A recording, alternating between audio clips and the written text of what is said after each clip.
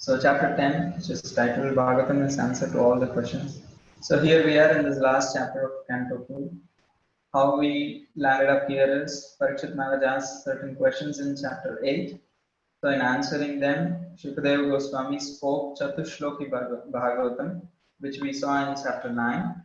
And after that, now we have come, there are some more questions which are asked in the chapter 8 as well as an explanation to what was spoken in chapter 9. So the chapter 10 continues. In the previous chapter, towards the end, Shukadeva Goswami said that Brahmaji explained the Bhagavatam which the Supreme Lord explained to him to Narada Muni. And Brahma spoke that Srimad Bhagavatam with its 10 characteristics. We see here in the 44th and 45th verse. He is saying the 10 characteristics were spoken by Brahma to Narada, and then Narada spoke to Vyasadeva. So it was curious, what are those 10 characteristics of a Purana? So that is what Shukadeva Goswami initially explains in this chapter. And after that he explains Sarga and Visarga. And Sarga is creation, how from the Virat Rupa the whole creation happens, and how the Visarga happens, which is Brahmaji's creation. Very shortly these two things are explained. And then the topic takes us towards the third canto where Vidura Maitreya conversation will come up. So in the rest of the time we will see. This part we already saw the last week as much as possible in detail. Atra Sarga, Visarga, so all the 10 topics and what is their idea. So this week we will directly go into the section of Sarga, which is from verses 10 to 35. So there is a lot happening in this section also, as usual in these technical sections.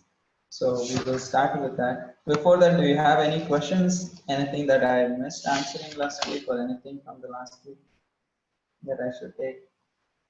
Okay, we'll just go straight into this.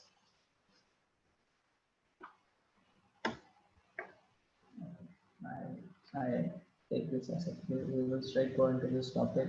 So if you see the first 9 verses of this particular chapter, we saw how the 10 characteristics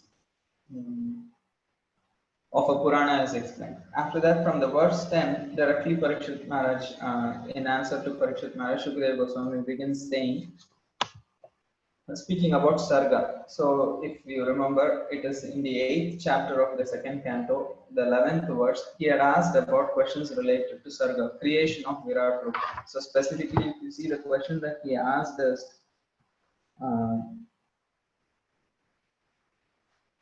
since Vishnu is always transcendental, how do the different material planets, along with their respective rulers, manifest as the limbs of the Lord's universal body? So he was asking, if the Lord is transcendental, how his limbs of the Lords are the demigods, who are not like transcendental people. They are also normal, a special kind of living beings, but still living beings. So how are they considered the limbs of his body when he himself is considered transcendental? So it's kind of a technical question where he's saying, if you consider the Lord Vishnu as transcendental, then how do you consider the various demigods as the limbs of the Lord's gigantic universal form? So how does these two things go together? So in answer to this particular question that he asked in the 8th chapter, so now Shukadeva Goswami is going to explain Sarga, which is called creation, with a specific focus of how the universal form manifests certain things, and how is this concepts of Adhyatma, Adhibhuta and Adhidaiva is related, and how Lord Vishnu's, if this confusion, this question, if Vishnu's transcendental, how is the demigods who are living entities considered to be his limbs? So all this will be reconciled in this section from verse 10 to 35. Yes, Shumanko. So we already read all this, I believe, many chapters ago. I only heard you partially. I mean, Sarga Visarga you described in quite detail, right, in few chapters ago. So it's again repetition. So this kind of a Sarga, see, there are Sarga itself has various aspects. So the Sarga that we saw in the 5th chapter of the second canto, is actually how the universes are coming out of Mahavishnu's body. And then Garbhodakshaya Vishnu entering into that body. And that is what we saw in detail. But once Garbhodakshaya Vishnu enters inside the universe, what happens? That was not seen in detail in that particular because chapter. This lost desire, gross sense organ, subtle sense organ, sense devata, all this we have seen. I was thinking whether you're revising That was before Garbhodakshaya Vishnu enters into the universe. What happens? How from Pradhana Mahatattva comes, from Mahatattva all those things come. That part we saw in detail. But if you go to that chapter and see, they will just say in one line, the Lord's cohesive energy put together everything, and then the material creation, when it was ready, the universe was ready, Garbhodakshaya Vishnu entered, and then from his navel Brahmaji came. That's all they will say. They won't say anything more in that aspect. After Garbhodakshaya Vishnu enters, what happens? What is Virat Rupa? What is Garbhodakshaya Vishnu? What is their relationship? And from what is that relationship with Brahmaji? Those things are not detailedly discussed. So that aspect of creation, Sarga, is explained in this section. And also Visarga, there we saw Visarga, how Brahmaji creates different types of bodies. That also we saw in very small detail. But here we will see specifically Visarga we will see, but what is the time span? That's what we will see in this section. It is very short in this section also, just few verses. So will Prajapatis, Marichas, Prachetas will learn now? They all will come, but that detail will not be seen in this. That detail will be seen in the third canto. Okay. Third canto will explain Sarga and Visarga more in detail. Those details which we haven't seen in these cantos that much. So there are so much so that it is unpacked gradually. Okay. Continue. It kind of answers your question. Oh, continue. I just thought whether you're revising the previous. No, it's not. I'm not revising. I want to complete this too. So the specific, there already we saw 3 times universal forms. The first chapter itself had universal form. There it was to explain that how that universal form is the object of meditation for an immature yogi or a yogi with sensual desires. And then again we saw the universal forms. The reason was different. But now again we are going to see universal form in this chapter. But here the reason is how is the Adhyatma, Adhibhuta and Adidaiva related to the universal form? How all these aspects, we always hear, right? Adhyatma, Adhibhuta and Adidaiva. What are they and how do they correlate with universal form? That's what we will see in this section. So if you see 13th verse, I think now I'll start projecting the verses. Just give me a second. That would be much better than having the slide because I didn't make the slides.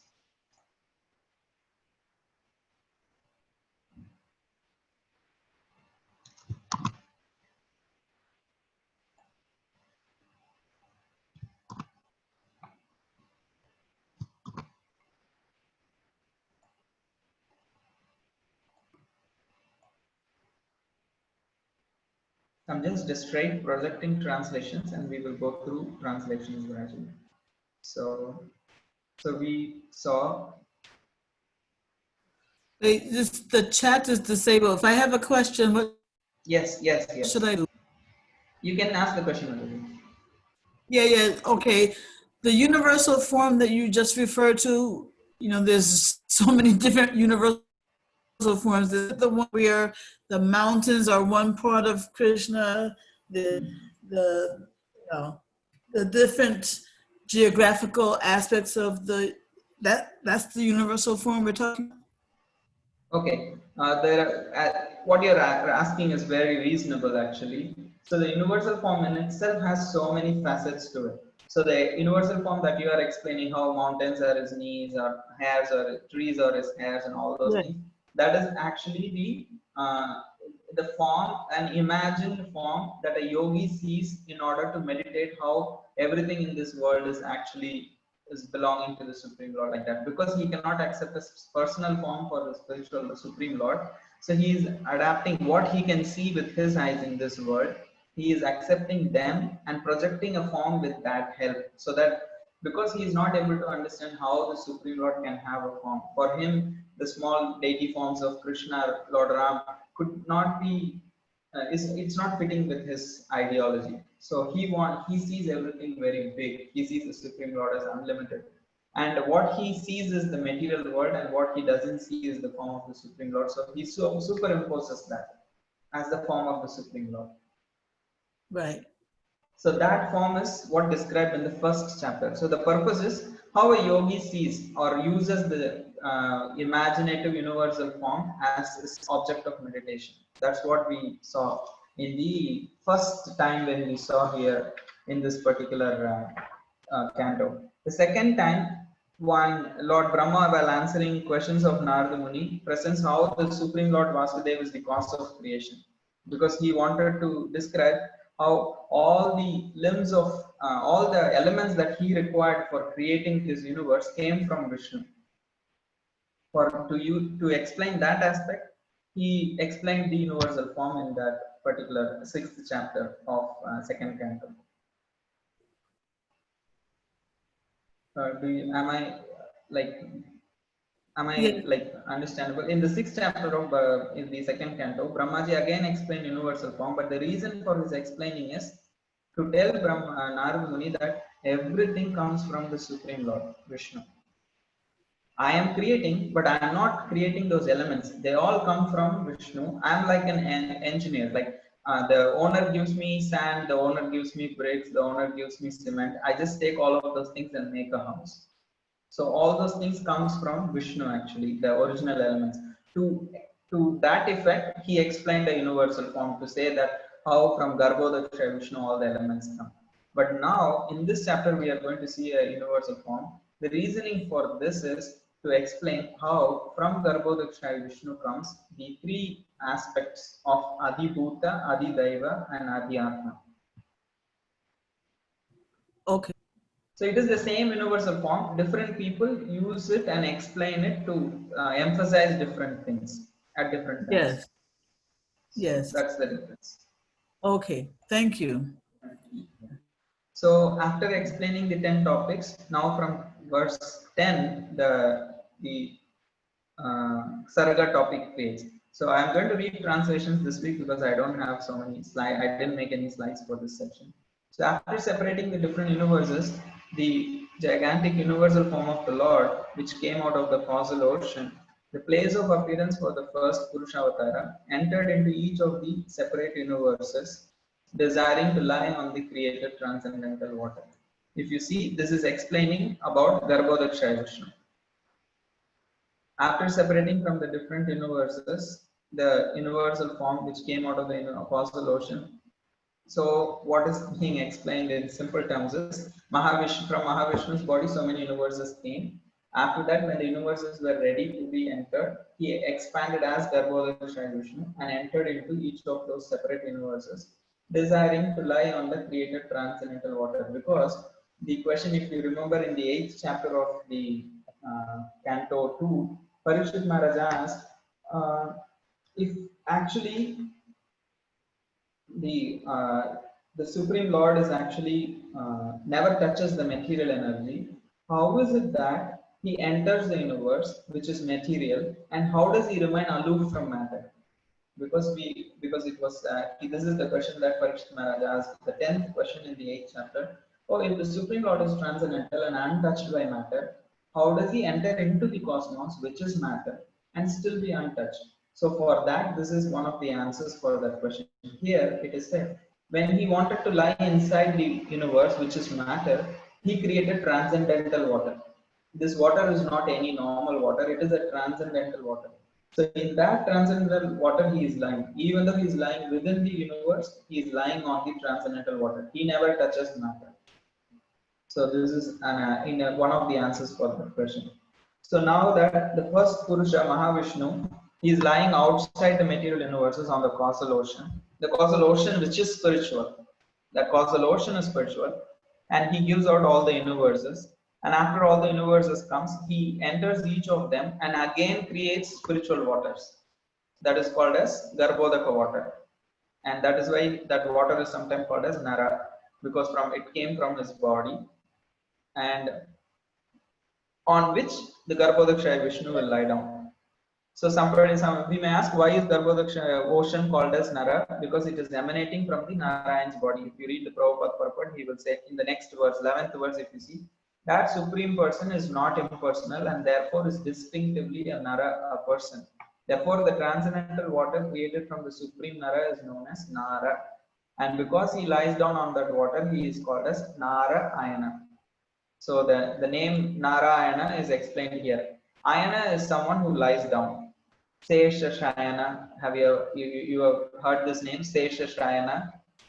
So here also it is Ayana. Ayana also is like Shayana, it's the same, lying down. But what is he lying down on? He is lying down on Nara. What is Nara? The water produced from the body of Nara is called as Nara.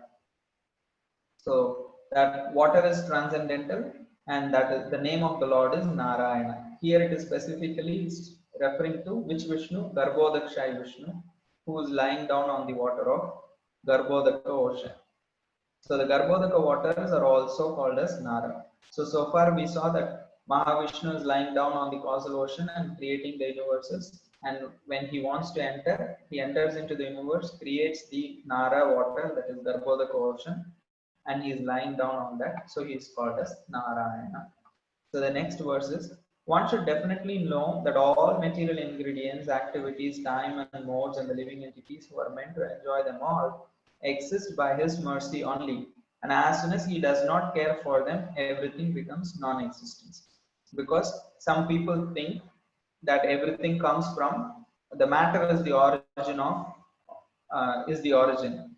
So that is refuted in this verse, where clearly Shukadeva Goswami is saying one should definitely know that all the material ingredients and time, modes, activities, everything that the living entities who are meant to enjoy them all exist by his mercy only. That means they come into existence only when he wants them, only by his mercy. And if his mercy is not there, they will not be able to exist. They will become non-existent. So this clearly refutes the question of the atheistic Kapila kind of philosophies, which say that matter is the origin of everything. So now Shukadeva Goswami is going to is like, if there was anything else, like he's going to clarify more concepts here. So because Parikshit Maharaj in the previous chapter also asked the same question that I recently just told before. If Vishnu is always transcendental, how do the different material planets are being seen as the Lord's gigantic universal bodies? So Shukadeva Goswami is going to explain from the 13th and 14th verses that the Lord, while lying on his bed of mystic slumber, generated the lotus flower from his body. So now, so far, what we have seen, Garbhodaksha Vishnu has entered into the universe, created the water, and lie down. What does he do after lying down? Because now he has a desire for the creation to manifest. So from his navel, he has to manifest the lotus flower. Everything else is going to come after that. So before creation, Vishnu alone exists. He is lying in the mystic slumber upon the Garbhodaka ocean. But when he desires that there be a creation, there be the secondary creation of Brahma. So desiring to become many, he manifests his navel. From his navel, he manifests his external energy in the form of a golden lotus. And that golden lotus is being here called as Hiranmayam in this verse. Viryam Hiranmayam Devo. The seminal symbol, that is golden hue, is actually the golden lotus. So here he explains how that one energy which comes out as external energy becomes three. That is Adi Daiva, Adi Atma, and Adi Bhuta. These are the three, the external energy manifests in these three forms, and anything in this world you will be able to see in these three forms. So that is what is being explained in the next verse. So now if you see, Garbhodaksha Vishnu lied down and he had a desire for creation. So from his navel appeared the golden lotus, which is called Hiranmayam in the 13th verse. So after that came, Shukadeva Goswami is saying, just hear from me, O Parikshit Maharaj, how the potency of his lordship. What is that potency? The lotus which has come out. The seminal symbol Hiranmayam, that potency divides into three. What are those three? They are the Adi Atma, Adi Daiva, and Adi Bhuta.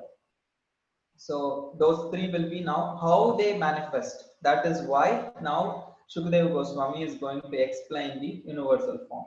So the reason for explaining the universal form is how does that division happens. If you see here, it is clearly said the potency divides in 1 into 3. So how that division happens, that one external energy, the one seminal symbol or the Hiranmayam, how does it transform into Adhyatma, Adhibhuta and Adhidaiva? That is why, to explain this concept, how this division of 1 into 3 happens, he is going to explain a universal form. Am I clear? I see your hands raised, Shimanto. No, Prabhu, what is from lotus this 3 came? See, that lotus is the seminal symbol. Okay. So if you see, the lotus is not just a lotus, but it is embodying that single material energy from that is coming out of the Supreme Lord. And And therefore, all the creation is going to happen within this lotus. within the lotus or from the lotus? Both. If you see some descriptions, all the 14 planetary systems are mentioned as stationed in that stem of the lotus. Okay. And Brahmaji will come on the top of the lotus, will be born on the top of the lotus. So Brahmaloka is top of the lotus. Top of the lotus, and the rest of the planetary systems is seen as is situated in this stem. And also, as a principle, all the Adhidaiva, Adhibhuta, Adhyatma will all come from this particular energy. At this form, it is in the form of a Hiranmaya energy, which is actually the lotus. So once this is formed, Garbhodakasha Vishnu separates himself because Lord is never in touch with his material energy. Yeah, that was my question too. Okay. See, it is from his navel it comes. Okay. Okay, you are saying never he is in touch with the material energy. So when it is being said like that, it is under his control. So you are saying how is it part of his body? No, it came out and then he separates, or no, he's still holding it in position. Yeah, it is coming out from his navel. Okay. But if you see, the navel is also filled with water. If you go to the Canto 2 itself, in the previous one of the chapters, where Brahmaji, after he is born, he goes down and searches in the third canto through the stem. He actually reaches the water. So that navel is also separated from the lotus with the water. Okay, and from that water, the lotus is coming out. Yes, yes. Okay. The navel itself is so big; it again has some water in that. The lotus comes. It's a little bewildering for me also. So, and from Mahavishnu, how Garbhodakasha Vishnu enters into each material universe, each Pradhana? How, in the sense, what is exactly Means you want to know? he expands himself and enters, or when the souls are transferred, everything started, this ignorance, passion, all those modes starts creating, that time only he enters off. Because no, Garbhodakshaya Vishnu enters only after that 1,000 years. The globes are floating in the causal ocean. Because if you remember the 5th chapter, there is a clear section where the cohesive energy enters, because all the individual elements are created. The mind, devatas, yes. all those are created, but they are all separate. They don't come together without the help of the energy. So the Mahavishnu sends this cohesive energy inside. And once it starts cooking, it's like the fire. You have sabji, you have vegetables, you have spices, everything, but it has to boil, it has to come to a certain stage. So that cohesive energy does that job for 1,000 years. When the universe is ready, then only Garbhodakshaya Vishnu enters. Okay. And he also and after is not entering, in touch with anything. When he enters, he doesn't touch anything. So because this touch thing in is the sense, because we are like, we don't need to be very panicked, because ultimately everything comes from him. Krishna, yeah. So he is not. It's not that just because see Krishna, when he comes to this material world, he walks on the planet Earth. Yeah, in that sense, yes. And the planet Earth becomes glorified because he touches the Earth. So he can never be contaminated by matter. This particular aspect of that he is not touched by matter is being answered because there are so many sages like Gautama and all these people who are sitting in the audience who have these kind of doubts. That's why Parikshit Maharaj is asking these questions. Oh, Gautam Rishi also is in the audience? Yeah, all those names are given in the Bhagavatam also. So So this these same are the kind of Gautama people. who did Naya, one of the Yes, the okay. same. Yeah. So that is why Parikshit Maharaj, if you go through the questions that is asked in the 8th chapter of the second canto, he will ask all the questions which the school of Nyaya, school of Sankhya, school of Karma Mimamsa, all of them, what is their objection in accepting the personal form of the Supreme Lord, in accepting a creator for the universe, in accepting the temporary nature of the universe, because karma mimamsa people say karma is ultimate and there is Ultimate. no creation, there is no destruction, it's just going to go on and on and on. So all these, that is why he's explaining visarga in this chapter. No, I don't want to use the strong words. He says, like Shukdev Goswami will say, this is foolish to consider that the material creation goes on perpetually. No, that is very foolish to aspire for heavenly planets, because when the Brahma's day ends, everything is going to be destroyed. So to show that the goal of their life and philosophy is very temporary, that is why this aspect of Visarga is actually discussed in this chapter. So after sitting in the assembly also their philosophy did not change, Prabhu. No, see, when, say for example, we go to a Bhagavatam class, it's not that we are the same person. We are hearing, and by hearing we develop faith, and then through that association our conceptions can change. We may become convinced by the class, not before the class begins. So this whole process is not just Parikshit Maharaj. With Parikshit Maharaj, so many other people are also going through a journey of a sadhaka. So all these, each and every topic, the first 9 topics of Srimad Bhagavatam is to make them qualified to clarify their doubts and to make them qualified to hear the 10th topic ultimately, which about the pastimes of Krishna. Because they have doubts about what is external energy, what is the nature of the material world, is there a creator, who is the creator, how does that creation happen? That's why Parishit Maharaj is asking all these questions first of all. No, my concern was after hearing also still there are 6 atheistic philosophies are still predominant and they are still teaching. So after hearing so much also no changes. Yeah, I mean, it all depends on, like Dhritarashtra also heard Bhagavad Gita, Sanjay also heard Bhagavad Gita, That as Arjuna also heard Bhagavad Gita. So it's depend on one consciousness. So where are we? So now Garbhodakshaya Vishnu entered, and then from him the lotus flower, the energy came, the one external energy, and that is dividing into 3. So how that divides into 3 is going to be explained now in the following verses. Just stay with me for a few verses, then we'll be done with this topic. So in the verse 15, 16 and 17, we will see how Shukdev Goswami is explaining that from the ether within this body. So from the body, transcendental body, the sky situated within the transcendental body of the Lord, first the sense energy, mental force, bodily strength, all these things are being generated. And along with this, when the total energy is in motion, all the living, like the prana comes, which is the total energy, is called as prana. If you see the Sanskrit, it is called as prana. So when the prana is active, then everything is active. When the prana is gone, then nothing is working. So the living force prana is first of all is the first thing that is being created here. So that from the sky, ether, if you see here, anta sharira akashat. Akasha means the ether or space. From the akasha, within the body of the Supreme Lord Vishnu, comes oja, saha, balam, everything comes. Prana. So from the prana, now actually everything else is going to start, because only when there is prana, so then we all will have the symptoms of life. So the first symptom of life that is being created in the Virat Purusha is hunger and thirst, because the prana is like uh, is creating the hunger and thirst.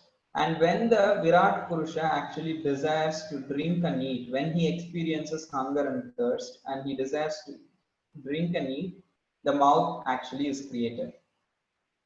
So this is how, if you see, the Adhyatma, Adhibhuta and Adhidaiva is being created.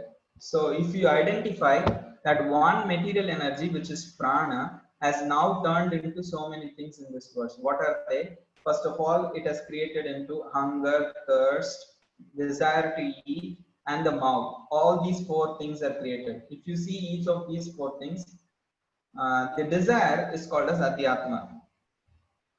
The desire to hear, eat and drink is called as Adhyatma. That is why when we say Adhyatma, it is the conditioned consciousness sometimes. So Adhyatma is called as the conditioned consciousness, that is being represented here by the desire to hear, eat and drink. And from that desire, when the Virat Purusha has this desire, from that desire what is manifesting? Hunger and thirst. That generates hunger and thirst also. Hunger and thirst is related to Adi Bhuta. The body has the hunger and thirst. The desire is Adhyatma. The actual expression in the body, the physical expression of that is the hunger and thirst. That is Adibhuta. And the mouth is also Adibhuta. And if you will see in the next verse, from the mouth the pallor became manifested, and thereupon the tongue is also generated. And after this all, the different taste came into existence so that the tongue can relish them. And from that, the controlling deity is also generated. So if you see here, the controlling deity also comes after that. So when the supreme desire to speak, speech is vibrated from the mouth, then the controlling deity fire is generated.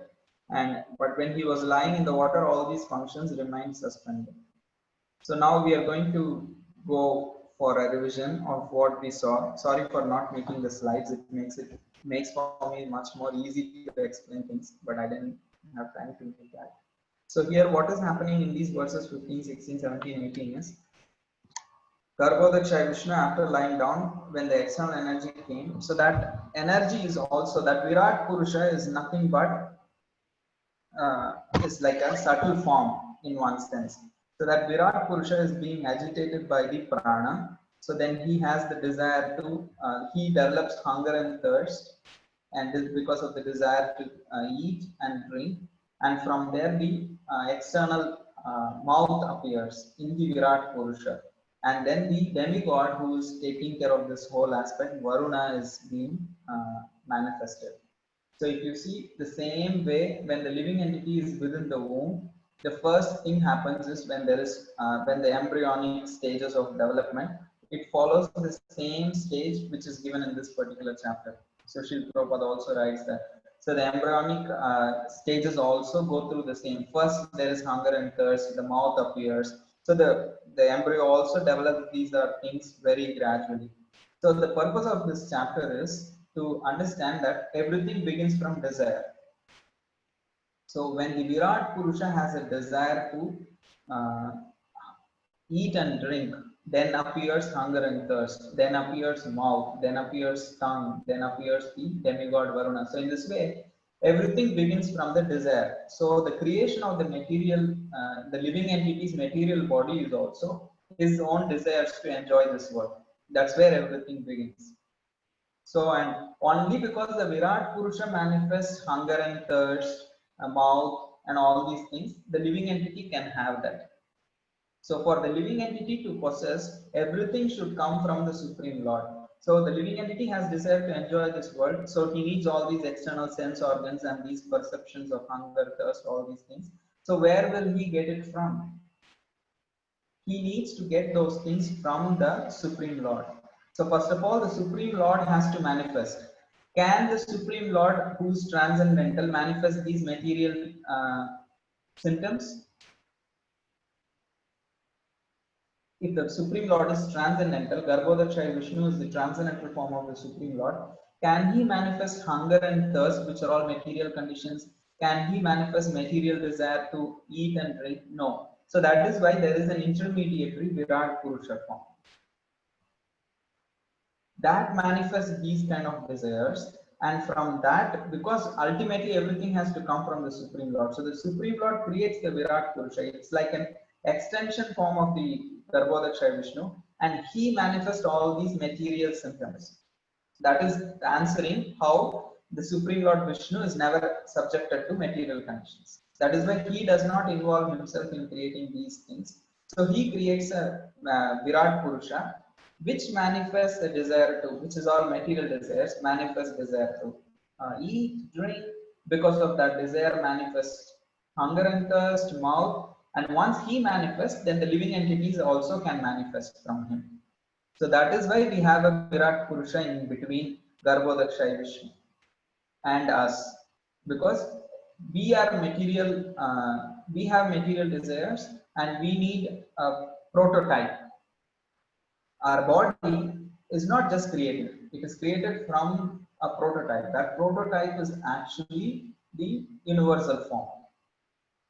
So Vishnu cannot be that prototype because he is transcendental. So he creates a intermediary between him and the living entities, so that they can create they can have their material bodies.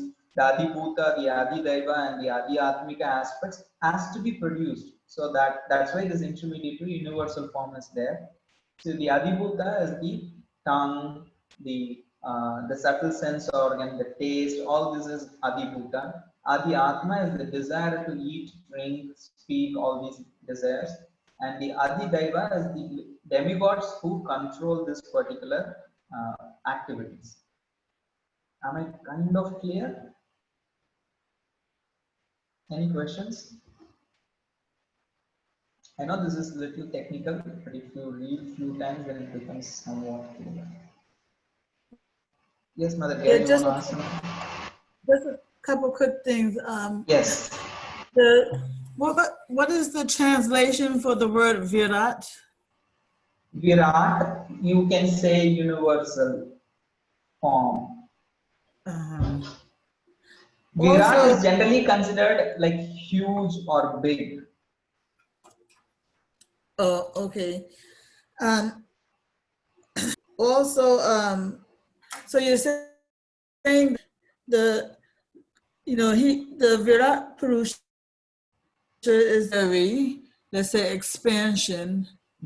I mean, I guess I just don't see why that expansion is so necessary. Just for just because we are material bodies, and in other words, why couldn't the template be spiritual in order to produce our material forms? I mean, they're not. He doesn't have to come in contact for that to be produced. I don't know. I don't know. Do you understand me? Yeah, I understand. You're asking if at all the Lord has to create the material form, why does he even need to create an intermediary material form kind of thing? He could have directly done it. That's what you're asking. Yeah. Yes. I don't think I have a clear answer for this question, because it's Okay. that's how he's doing it here. So Yeah. I won't be able to say why he should do that. But I Okay, understand that's what okay. you're saying. I understand what Yeah. maybe if I get a clarity in the course of speaking, I'll get back to you. Okay. Also, one last thing is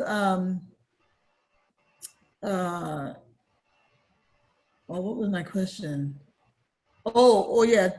So you were saying also that the desire to drink and the desire to eat is facilitated by hunger. I guess hunger and thirst. I guess I'm not so clear on the distinction so much between.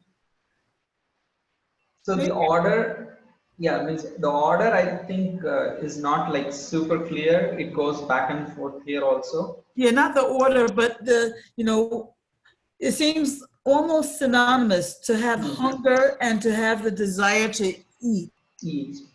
But in terms of creation, it is like it's being like clearly kind of mentioned here, like how, say for example, from the Lord's desire only comes first. That's very clearly mentioned in all these verses. If you see, there were text 19 that I'm projecting. When the Supreme desired to speak, then speeches were vibrated from the mouth. Then the controlling deity fire was generated from the mouth. So in this way, like everywhere, if you see every particular hereafter, if you see all these verses until 30th or so, when the Supreme Purusha desired to smell odors, then the nostrils appeared and the respiration were generated. Then the nasal instrument and the odors came into existence. And then the controlling deity of air carrying smell also become manifested. So here in this section, it is very clearly stated that the desire comes first, and because of the desire, then everything else is manifested. To like To Prabhupada gives us, facilitate. yeah, to facilitate that desire, everything else is created. So this is to show that how the living entities have desire to facilitate that the whole material existence is in one sense created. And for them to experience those desires, they need certain kind of physical body, certain kind of like what do you say, certain kind of gross organs, subtle organs, and also perceptions, like say for example hunger and thirst. That has to be expressed, that desire has to be expressed in a bodily function. So that bodily function is also created. The strange to me is that, you know, Krishna or whatever, he doesn't have any material desires, you know. I mean, so does he have these desires just so that we can have those desires, so that our desires can come from somewhere? Because he doesn't have any desires himself. See, I understand what your question. So this question we saw in the previous chapters also. So the Supreme Lord, he has desires, but his desires are spiritual. And the living entities have those desires because they are part and parcels of the Supreme Lord. But the moment their desires become separated from Krishna's service, that is what we saw in the Chaturshloki also. There is no Maya actually. But as soon as you forget looking at Krishna, then everything else is actually what you're looking at as Maya. So the same way, whatever desires you had in service of Krishna, when the service of Krishna goes away, then the other desires you have, they are all like actually, even though the same kind of desires, but they are material. The same kind of desire to eat, or all these things are in the spiritual world also. The associates of the Lord are eating, they're having hunger, they're having thirst, all these experiences are there, but they are all there connected to Krishna. When the living entity comes away from Krishna, then these desires actually are used as means to enjoy this world for him in his perspective. But for Krishna, he uses these desires to actually control. Material energy uses these desires to control the living entity. The same desires which was helpful in serving Krishna and assisting in his pastimes becomes the desires which becomes the controlling, they become his conditionings, which cause him perpetual existence in this material energy. Do I make sense to you, your question? Yeah, so ours are not, even though we're starting with his desires for hunger, I mean, for to eat and to drink. Yes, They're not, desires. yeah, so because it's his desires, they're not material. No, not material. And that is why we are also having desires. The reason we have desires is because Krishna also has desires. But the problem with our desires is they are material because they are separated from Krishna's service. And that is why Garbhodakshay Vishnu is also creating an intermediary prototype, because his desires are spiritual. But he needs to create an intermediary prototype to create for us to be having those, like those desires manifest. It's not the Virat Rupa's desires are material, but it's like kind of a way of creating the material universe, I would say. Yeah, I know we're behind, but you know, in verse 12, you know, he said we are meant to enjoy, but yeah, can you just explain that? Okay, you're saying one should definitely know that all the material ingredients, activities, times, and modes, and the living entities are meant to enjoy them all. Because that is the purpose for which the material creation is created, right? Because the living entities want to enjoy separate from Krishna. So now all these are created actually to facilitate that, so enjoyment to, so that they can come to an experience that how without relation to Krishna they cannot actually enjoy separately. Yeah, it's just funny to see it saying that we're meant to enjoy, as if to say it's something correct, like it's something. Okay. In the sense, here I would say the creation which is all for their trial to enjoy. It's meant to in the sense, okay, they're going to try to enjoy. Yeah. Okay. Yeah, that's what I thought, but I just needed confirmation. Thank you so much. Thank you very much. You're amazing. You're more thoughtful. So it helps me when I actually present to both of you guys. So in this way, from the words like 22 to 30, it is just each and every desire of the Supreme Lord that is being mentioned here. You see, to understand himself through the Vedic sound, he has a desire to understand here. So then he wants to experience touch, and he wants to see, he wants to drink, he wants to smell, speak, experiences sensations, and perform activities. He wants to move about, and he also wants the desire to have sex and offspring, to expel waste, to change body,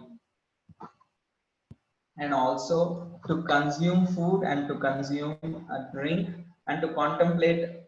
uh, and in this way, there are so many desires, and each desire is creating the subsequent gross sense organ, which is Adibhuta, and then the sense devata who is predominating this particular activity, that is Adidhaiva, and the desire itself is representing Adhyatma, and also the subtle sense organ and the subtle sense object. Both are manifested, which are all Adibhuta also.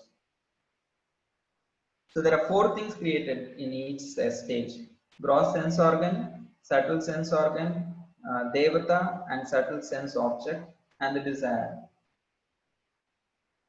So in this way, each and every verse, we come to almost the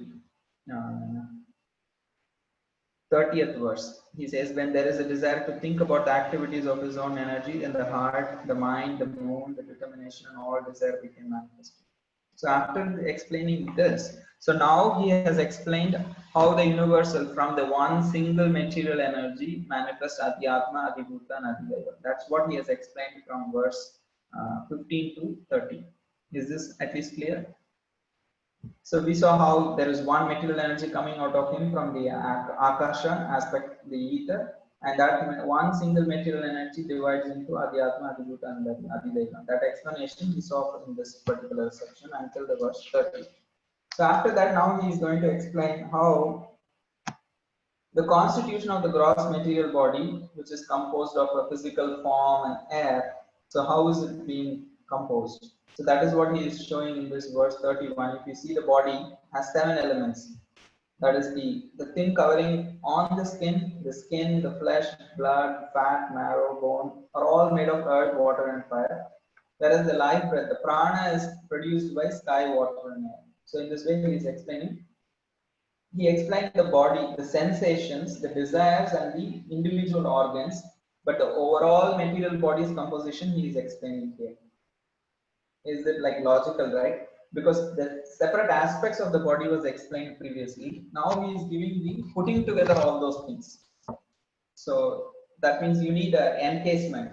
The body, the skin, and the flesh, all those things are required to accommodate each of these organs in its places and to facilitate the activities of those organs in a coherent way. You need an overall body, and that body is made up of skin, the covering of the skin, the flesh, blood, fat, marrow, bone, and these are all made of earth, water, and fire. And all this body to be active, you need, what do you need for the body to be active? Yes, probably. So all these things are there in a dead body also. So what do you need to for the body to be active? You need the prana, in which the soul actually can stay. So that prana is produced by sky, water, and air. That's what he is explaining in verse 31. Is it clear? Is the flow? So he explained the individual aspects of the body, and now he has put together all of those things into that body. And now he is going to explain further how the sense organs are attached to the modes of intelligence. He is explaining how the sense organs are naturally attracted to the sense objects. He is saying the sense organs are made in such a way that they will be attracted through the modes of material nature. They will be attracted to the sense organs. So the mind will be subjected to happiness and distress. And the intelligence is the feature of mind's deliberation. Buddhir Vijnana Rupini. So the deliberation aspect of the mind is called as the intelligence. So that he is explaining in the 32. So what is it keeping everything together? That is the false ego. False ego makes the living beings identify with their material bodies, and the material senses are designed in such a way that they will be irresistibly drawn to the sense objects. And in this way, because that experience and the false ego combine together, the mind will either enjoy or suffer. And the intelligence will think, oh, why am I suffering? Why am I, means I will, why am I feeling happy? All these things. That thinking happens in the intelligence, but the false ego combined together the experience, sense experiences, makes the mind either experience happiness or distress. Right? Is any explanation here why the false ego is involved here? How is it involved? If you say, for example, I eat gulab jamun, just the taste of it may be very nice, and I should be feeling happy. But say, for example, if someone just scolds and gives me in a scornful way, okay, take this. Anyway, you want to eat this, okay, take this. If they just throw at me, and if I'm eating, the taste maybe I may experience, but the mind will not feel happy. The mind is already agitated. The false ego is actually hurt by those words of that person. So the ultimate experience, even though the taste buds, the tongue will be experiencing the sugar, my mind will not feel happiness. Rather, my mind will be actually experiencing misery. The person may be forcing me to eat. Because he is forcing me to eat and he is speaking harshly, the overall experience will be actually distressful. So that is why the false ego plus the sense experiences decides whether the mind will enjoy or suffer. So then in the next verse, Shukadeva Goswami explains how he has explained so far the internal composition of the universe as a form of the Lord. So the universe is covered by 8 layers. All these ultimately emanate from Krishna as his external energy. So that's what he has explained in the 33rd verse. Thus, by all this, the external feature of the Supreme Personality of Godhead is covered by gross forms such as those of planets, which were explained to you by me. So now, he said, besides this gross form, don't think the Supreme Lord has only this form. So that's why he's clarifying. If you will see, there is a gross manifestation of the Virat Rupa, and then there is a subtle manifestation of the Virat Rupa. All this is rejected by pure devotees. That's what we will see in the next 2 verses. Therefore, beyond this gross manifestation is a transcendental manifestation, finer than the finest form. A subtle Rupa, that is the people consider that as the unmanifested form. Krishna also says, means I am in this world, all pervading in this world as the unmanifested form. So that unmanifested form is there, is the finer of the finest forms. Yes, Srimad Prabhu. Many places, Prabhu, I have heard this, and I've even Dhruva Maharaj players many that your unmanifested or sometimes it is called effulgence, the Brahman manifestation is the immediate cause of creation. So is this what is being Yes, referred? this is that, it's all being referred to, that is what being is referred here as in this verse. The gross manifestation is the physical manifestation of the universe, but beyond that there is a subtle manifestation which is finer than the finest form. It has no beginning, no intermediate stage, and no end. Therefore, it is beyond the limits of expression or mental speculation and is distinct from material conception. So this is Brahman, or this is also called Brahman? This is also called Brahman. Because in CC first, Adi first, it is written Brahman is the immediate cause of material manifestation. Even Brahma Samhita we find. So I was little okay. So it is all, means the details of the same thing, I would say, because the same word can have multiple meanings. So in this place, that subtle form is what being expressed, and this is what Krishna refers to in the 9th chapter Bhagavad Gita, verse 4 and 5. So Avyakto Vyakta, like if you refer to the verse, I'm not just 9.4 and 5, if you see. So Krishna explains this aspect in those 2 verses also. He will say, Maya tatam idam Idam sarvam jagad avyakta murtina. Avyakta murtina. What is that? That unmanifested form is this. Matstani sarva bhutani lachaham teshu avastitah. All beings are in me, but I am not in them. Okay. So in this form, all beings are. there in his Then in full form. 14th chapter also he tells Mahatyoni, that is also Yeah, the same thing. so many. 14th chapter Mahadyoni, right? Aham Yeah, bija pradapitah, that yeah, was it. Tasam brahma Mahadyoni, aham bija pradapitah. yeah. That is the collective material energy. That yoni is actually this Durga Devi. Oh, that is Material no, energy okay, manifested. That is Shivalinga actually. That verse is referring to Shivalinga. okay. Shiva is the bija pradapitah. Pradapita, that pita is Shiva, that yoni is Mother Parvati. That verse is actually referring to, in one sense, Shivalinga form. Okay. That Okay. Mahadyoni is that, yeah. So here, in this verse, we saw how he's saying that this gross manifestation and then the finer manifestation behind this gross manifestation, they are all actually there, but neither of the above forms of the Lord, both the gross and subtle, as described unto you from the material angle of vision, is accepted by pure devotees of the Lord. Because somebody may say that is all, like that. Maybe this gross is not the spiritual form. Maybe the subtle form is the spiritual form. That's what is the some spiritualist opinion. So that's why here Shukadeva Goswami is defeating it, saying that even that subtle form is also actually is rejected by the pure devotees. He's saying, so the gross form of the Lord, there is another extremely subtle without qualities or shape. So both of these forms are material. Thus the pure devotees who know the Lord in truth do not either accept the gross or the subtle, but they only accept the forms in Vaikuntha or the spiritual world. So whenever there is a need, the transcendental Lord accepts forms in the material world to create, maintain and destroy the universes.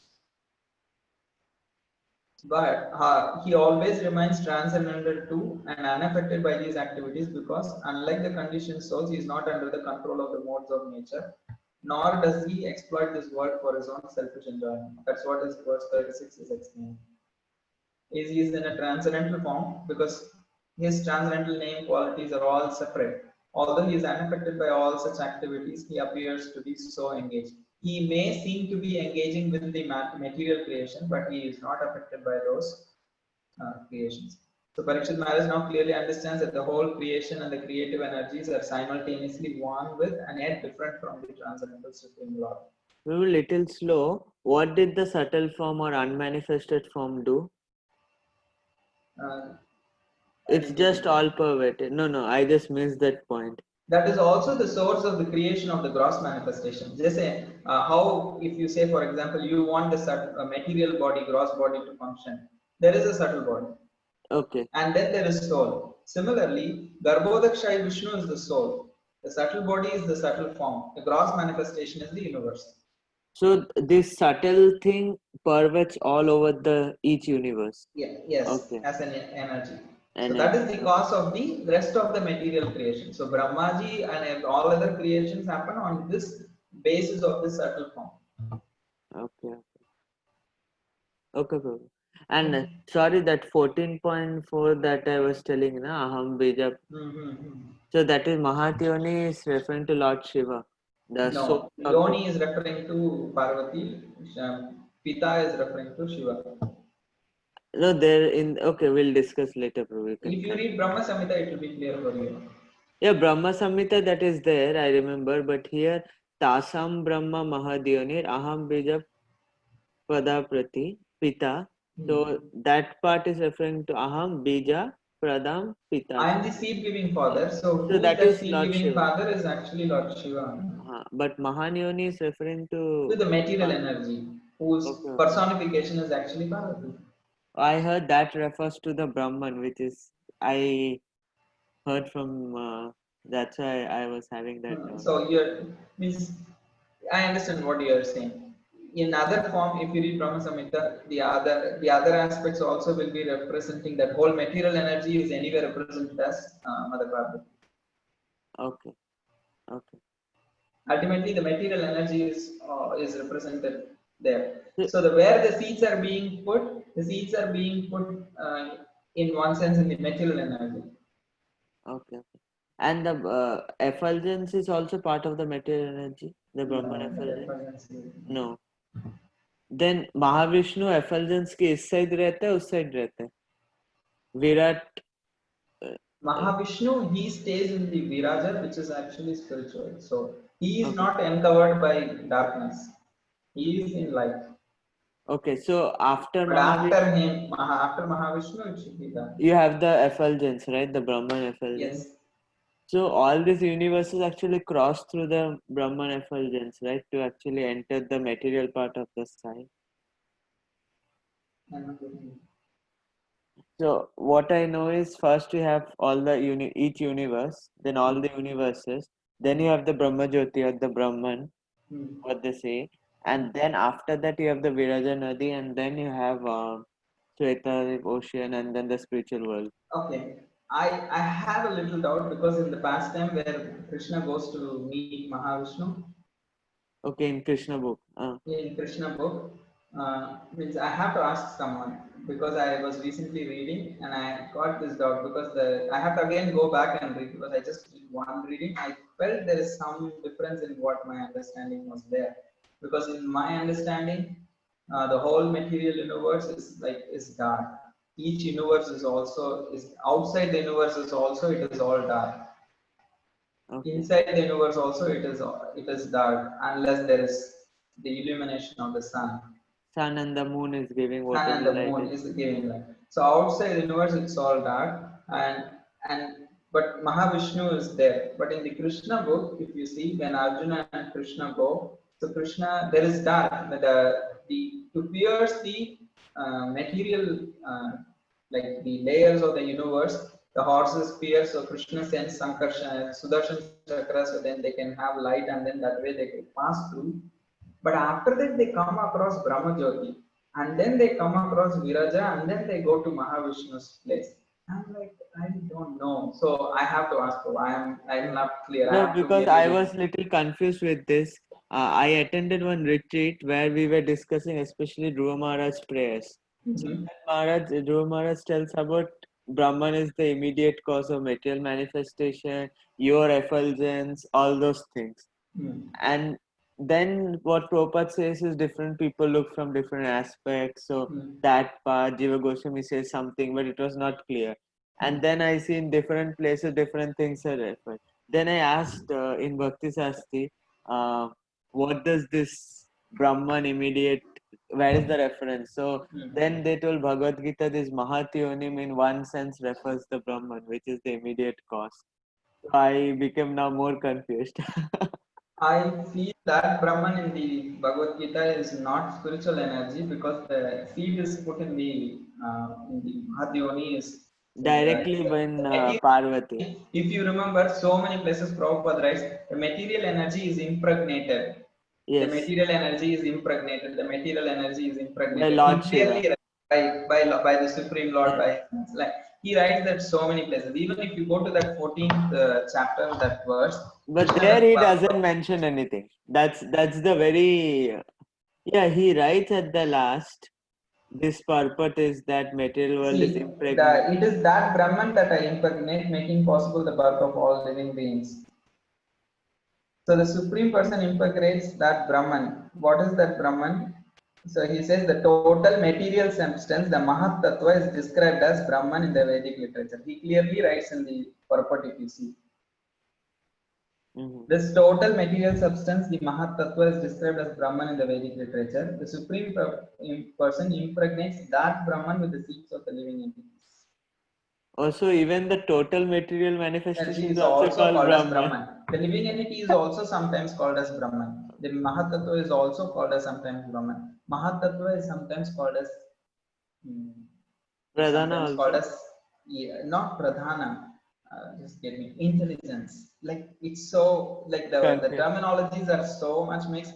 So you have to go with the terminologies where what is being used. I was just recently reading in one place it was said intelligence, and then they said this intelligence is actually Mahatattva because the intelligence is already included in the elements in the previous listed. So this intelligence cannot be the intelligence because it is already included in the form of the subtle body. So this intelligence is Mahatattva. I was like, wow, the same things have so many terminologies.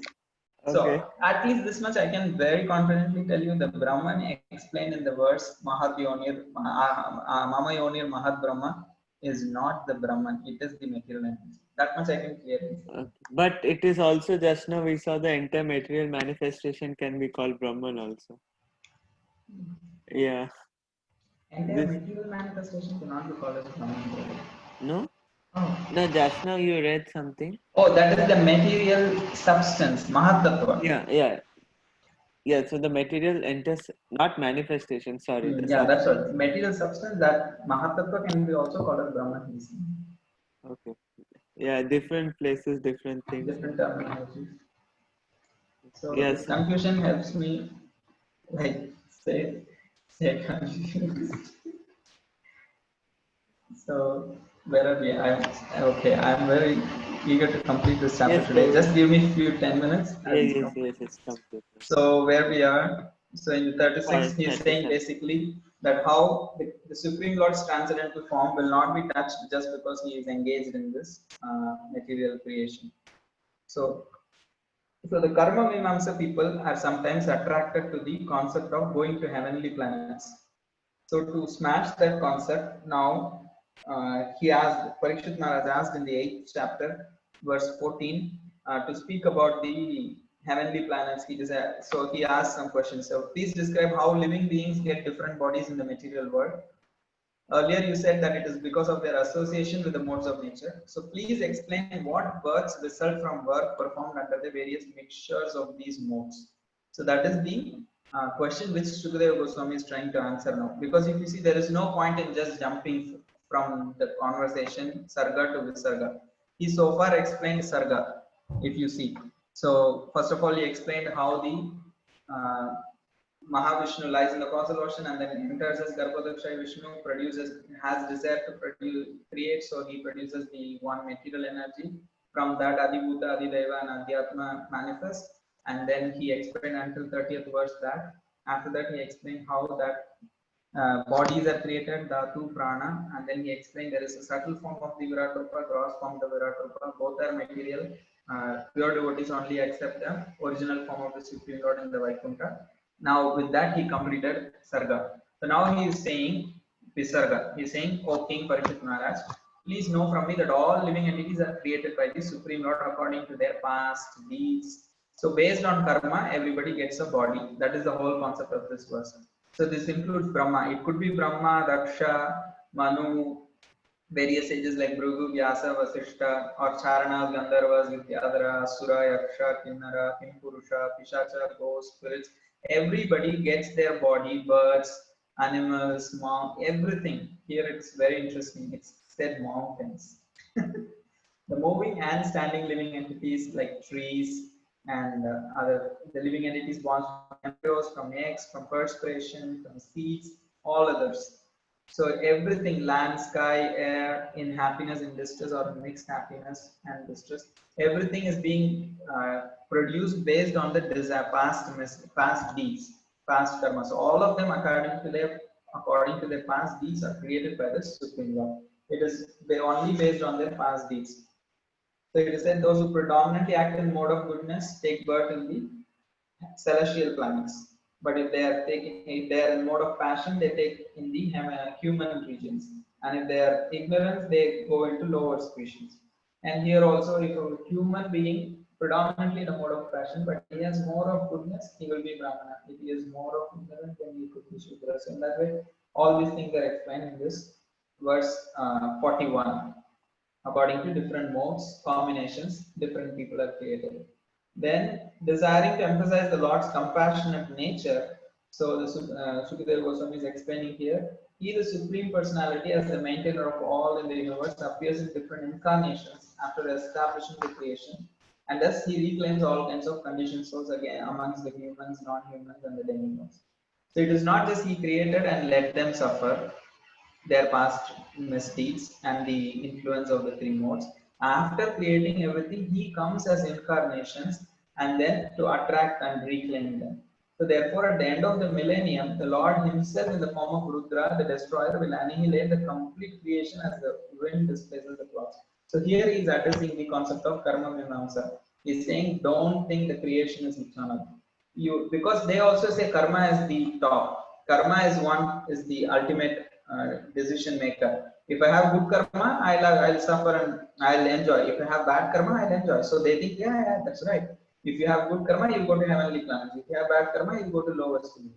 But they think it is a perpetual cycle. Just do good things, create good karma, go enjoy, come back, do again good karma, go enjoy, come back, like that. But here he is saying, no, it is not perpetual. When at the end of the millennium, the Lord in the form of Rudra will destroy the whole creation. And now he will explain the whole aspect of creation, Kalpa and Vikalpa. That is a great answer. Let's just describe the activities of the Supreme Lord. But the pure devotees deserve to see more glorious things in transcendence beyond these creatures.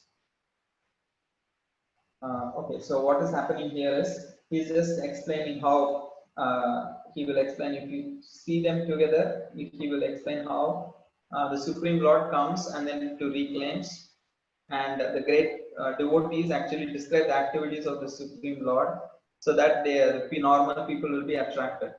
So there is no direct engineering by the Lord for the creation and destruction of the material world.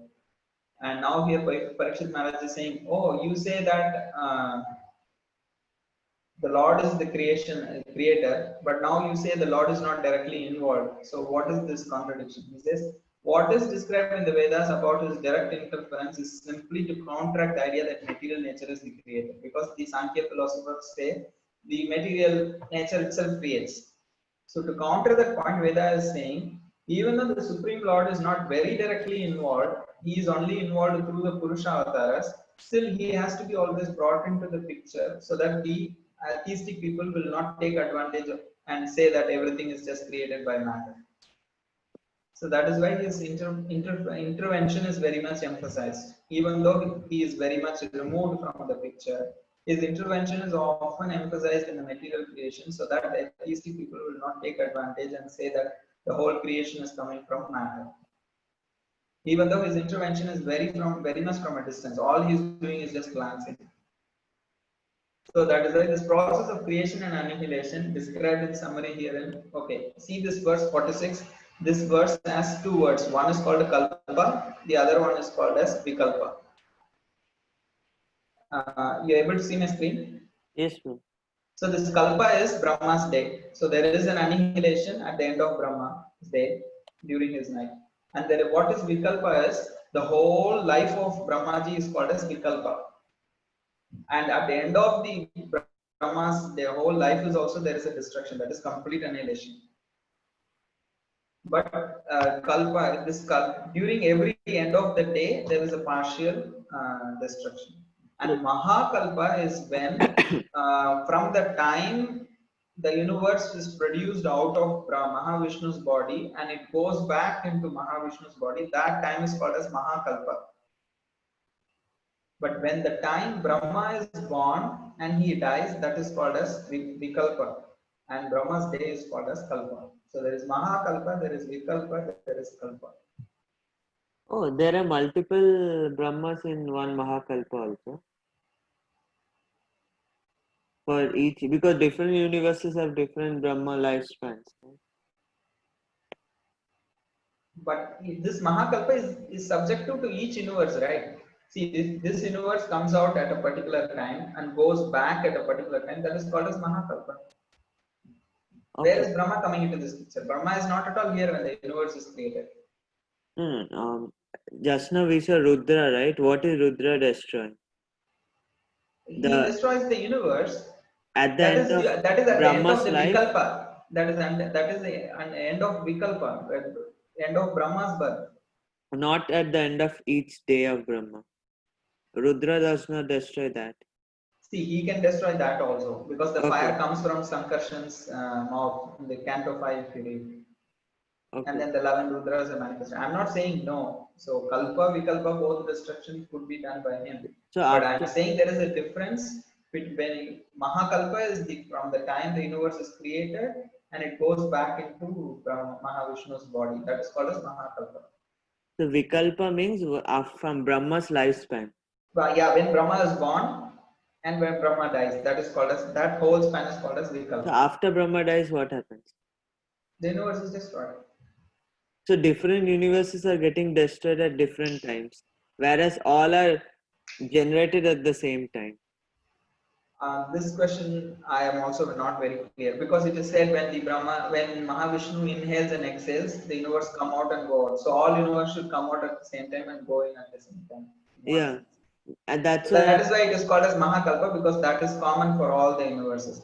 But if That's why. Brahmaji's, it's all little inconceivable, because within the universe the time could be different in different universes. I don't know.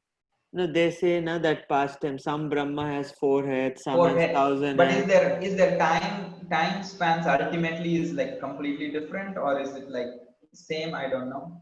or are there Is the multiple Brahmas? dimension that different heads? I have heard that many heads represent many dimensions that is present. Okay, okay, so 4 head Brahma is 4 What dimensions. that's what I have heard from. I am not a Okay, scientist, okay, but I don't know if the time difference also matters based on the number of heads. I don't know. okay, inconceivable. Okay, I can say that I've never heard anything about it. yeah. You are understanding me? Did I Yeah. get your question? So no, I was thinking Vikalpa is itself end of Mahakalpa, because if when Brahma leaves Oh, his okay. Okay, body, I'll tell you what is the difference. When the universe is created, it takes 1,000 years for Garbhodakshay Vishnu to enter. And yes, after Garbhodakshay Vishnu lies down, there is no clear indication how long he lies down. He lies down in a slumber for a while. And then mm, when he desires, he creates Brahma. So he creates the material energy, then that becomes into Adhyatma Adibhuta, and finally Brahma comes. So this time, there is so much time that has gone, right? The mm, same way, when the destruction happens, also time will take for the universe to be destroyed. It's not just going to be like a second. mm-hmm. So all those extra times is all added, and that becomes Mahakalpa. This much I can tell you confidently. Okay, okay. Does that make sense to you? Yes, true. I understand certain things are not conceivable unless it is Because like. I also don't know those things, because it's not very clear in the Bhagavatam also. I've never heard those things. But these are like, I understand. We Mm. share like the modern education mindset, so it's natural. Yeah, olden days no one might have questioned, but because of my analytical things, these things come into picture. So that's why I am not as intelligent as you to answer all those questions. But No, at no, the no, same no, Prabhu, time, no, no, I no. You have the are background to intelligent. realize where that question is coming from. So I can at least handle those questions. Just like, means I'm not answer them, but I can handle them. No, Prabhu, nothing. Spiritual intelligence, not more. Material, what is it? So the next verse he is saying, so I shall in due course explain the measurement. So now, so far he has explained from verse 36 to 46, he has explained everything about Visarga. So now he is telling, I'll explain you about time, but let me present to you Padma Kalpa. So Shaunaka Rishis are saying, we have heard about, I understand you want to speak about Padma Kalpa, but can we hear about Vidura and Maitreya conversation first? So they are changing the topic. So Shaunaka Rishi, after hearing all about creation, they are tired of creation. They don't want to go into the details. So they're saying, in fact, from Sutta Goswami about Vidura, you told that Vidura and Maitreya met. So Vidura came, I think, at least once in the Canto 1 when he came to meet mm, Dhritarashtra. So it is Details. said in the first or second verse of the chapter, after meeting and speaking with great Rishi Maitreya, he finally developed compassion towards Dhritarashtra and came to meet him. So now they are remembering, oh, you told that about Vidura and Maitreya. How did they meet? Where did they meet? So can you please explain that? So Shaunaka is saying, let us know please what topics were discussed between Vidura and Maitreya, who talked on transcendental subjects. We know that they spoke on transcendental subjects because they both are advanced people. So also please let us know the reason for Vidura's giving up the connection of his family members and why he again came home. If he gave up the connection and went to forest, why did he again come back? So please also let us know the activities of Vidura while he was in the places of pilgrimage. So Goswami explains, I shall now explain to you the very subjects explained by the great sage in answer to King Parikshit's inquiries. Please hear them attentively. Do you find a problem in this answer of Sutta Goswami? No. Okay. What is the question by the Shaunaka Rishis? Explain about Vidura and Maitreya, right? Yes. So what should be Sutta Goswami's answer? Okay, let me explain to you about Vidura and Maitreya. But what is he saying? I shall now explain to you the very subjects. Oh, all the 10 subjects matter of Srimad Bhagavatam is going to explain. So no, that is also I don't think that is here coming here. So to you, the very subjects that you asked, but explained by the great sage in answer to King Parikshit's inquiries. So what is going to happen in one book I read is I have to speak to that author from where he derived that. But what I read is the Saunaka Rishis asked, okay, you are going to explain to us about time and Padma Kalpa, all those things, but we want to hear about Vidura and Maitreya. And Sutta Goswami says, actually speaking, in relation to the Padma Kalpa, actually Shukadeva Goswami explained this conversation of Vidura and Maitreya. Oh. Because, so in speaking about the Padma Kalpa, actually Shukadeva cited Maitreya Muni's conversation with Vidura. At that time, Parikshit Maharaj also asked the same questions. Oh, why did Vidura leave home? Why did he come back? What did they discuss? All those things Parikshit Maharaj asked. So the same topic of Vidura and Maitreya was asked by Parikshit Maharaj also to Shukadeva Goswami. And coincidentally, this author in that book wrote that is also in relation to Padma Kalpa only. So what happened is, he wanted to explain Padma Kalpa, they wanted to hear about Vidura and Maitreya, and the overall conversation is about what Parikshit Maharaj and Shukadeva Goswami spoke. So Shukadeva Goswami cannot just give up that conversation and go and speak about Vidura and Maitreya. If Parikshit and Shukadeva did not speak about Vidura and Maitreya, Shukadeva Goswami cannot explain it at this point as part of Srimad Bhagavatam. Because Srimad Bhagavatam is what Shukadeva Goswami explained to Parikshit Maharaj and heard by Sutta Goswami. Only that he can speak. Just because his audience got distracted now, he cannot speak something else now. So rather, how is it going to reconcile this?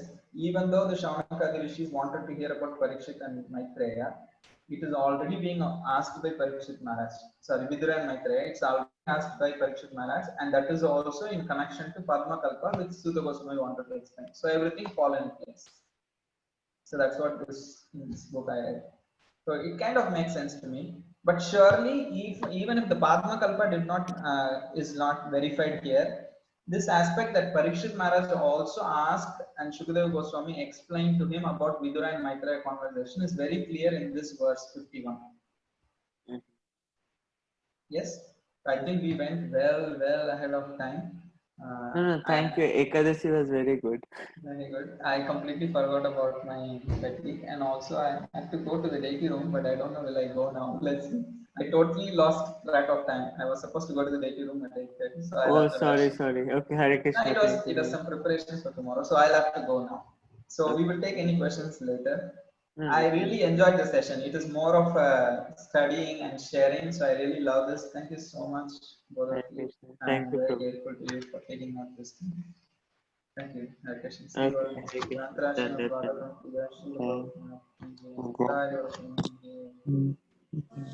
Thank you so much, Prabhu. Thank you so much. Much. Hare Krishna.